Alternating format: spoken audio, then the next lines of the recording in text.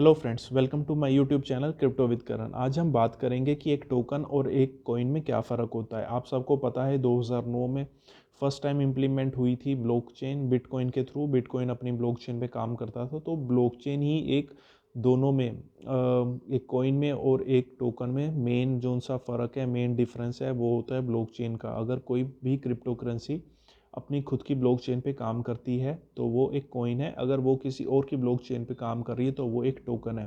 तो जो कॉइन वाला वर्ड है वो बिटकॉइन से ही उठाया गया है, इसलिए अपनी खुद की ब्लॉकचेन पे काम करना किसी भी क्रिप्टो करेंसी के लिए वो उसको कॉइन बना देता है। अगर वो नहीं अपनी ब्लॉकचेन पे काम करती तो वो टोकन है। तो ERC-20 और BEP-20 जो उनसे कॉइन्स हैं, जैसे एथीरियम कॉइन है क्योंकि वो अपनी ब्लॉकचेन पे काम करता है। जो उनसे अपनी ब्लॉकचेन पे काम करते हैं, एथीरियम हो गया, हमारा बाइनांस हो गया, और अपना ट्रोन हो गया। ऐसी क्रिप्टो करेंसीज हैं जो अपनी खुद की ब्लॉकचेन पे, जो बिटकॉइन के बाद आई। जैसे बिटकॉइन आया उसके काफ़ी थोड़े जैसे जैसे वो फेमस होता गया, लोग उसको ख़रीदने लगे, उसके बाद दूसरी आल्ट कॉइन जैसे हमारे आने लग गए, दूसरी क्रिप्टो करेंसीज आने लगी, अपनी ब्लॉकचेन्स वो बनाने लगी, उस पर काम करने लग गई। तो वो सब कॉइन्स हैं। एथीरियम हो गया, बाइनांस हो गया, ट्रोन हो गया, ये सब मेन जो उनसे कॉइन्स हैं। और जो उनसे टोकन्स हैं वो दूसरों की ब्लॉकचेन पे काम करते हैं। जैसे कि मैं एग्जांपल देता हूँ शिबा इनू का। शिबा इनू एथीरियम पे काम करता है तो वो एक टोकन है।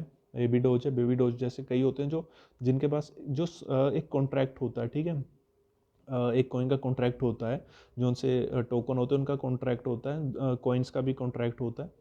तो जो उनसे टोकन होते हैं वो कॉन्ट्रैक्ट एड्रेस यूज़ करते हैं जिनकी ब्लॉकचेन होती है उनका। जैसे शिबा के पास जो कॉन्ट्रैक्ट एड्रेस है वो होगा एथीरियम का। और एक है हमारे पास जो सा बेबी डोज है। बेबी डोज दोनों के कॉन्ट्रैक्ट एड्रेस पे काम करती है, दोनों पे होती है, दोनों के ब्लॉकचेन्स पे, दोनों के ब्रिज पे है। जैसे एथीरियम पे भी वो काम करती है, बाइनांस पे भी काम करती है। ऐसे कई टोकन है जो दोनों पे काम करते हैं, कई तीन पे भी काम करते हैं, ऐसे टोकन्स भी हैं। तो जो उनसे बिना अपनी ब्लॉकचेन के काम करते हैं, दूसरों पे करते हैं, वो टोकन्स होते हैं। तो ERC-20 एथीरियम ने बनाया, जैसे बाइनांस ने BEP-20 बनाया।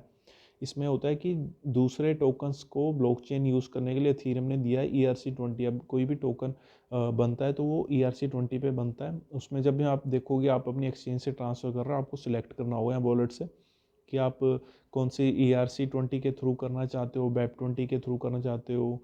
जो उनसे सामने आपने एड्रेस डालना है, सामने जो उनसे वॉलेट का कि आपने इसमें ट्रांसफ़र करना है, इस ब्लॉकचेन के थ्रू करना है, तो वो ERC-20 टोकन्स के लिए है, BEP-20 टोकन्स के लिए। जो उनका खुद का होगा वो एथेरियम होगा या फिर बाइनांस होगा, वो खुद की उस पर चलेगा। जैसे ERC हो गया या BNB हो गया, वो खुद की अपनी उस पर ब्लॉकचेन पे चलता है। लेकिन जो उनसे ERC-20 है और BEP-20 है वो टोकन्स के लिए यूज़ होता है। तो यही मेन डिफरेंस है दोनों के बीच में, एक कॉइन के बीच में और एक टोकन के बीच में।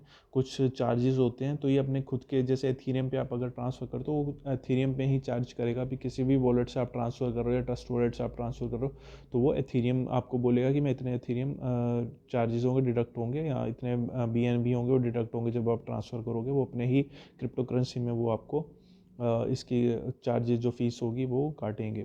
सो यही दोनों में एक मेन डिफरेंस है, दोनों में, कॉइन में और टोकन में, वो है ब्लॉकचेन का। So thanks for watching my video. Please subscribe my channel crypto with Karan. Thank you.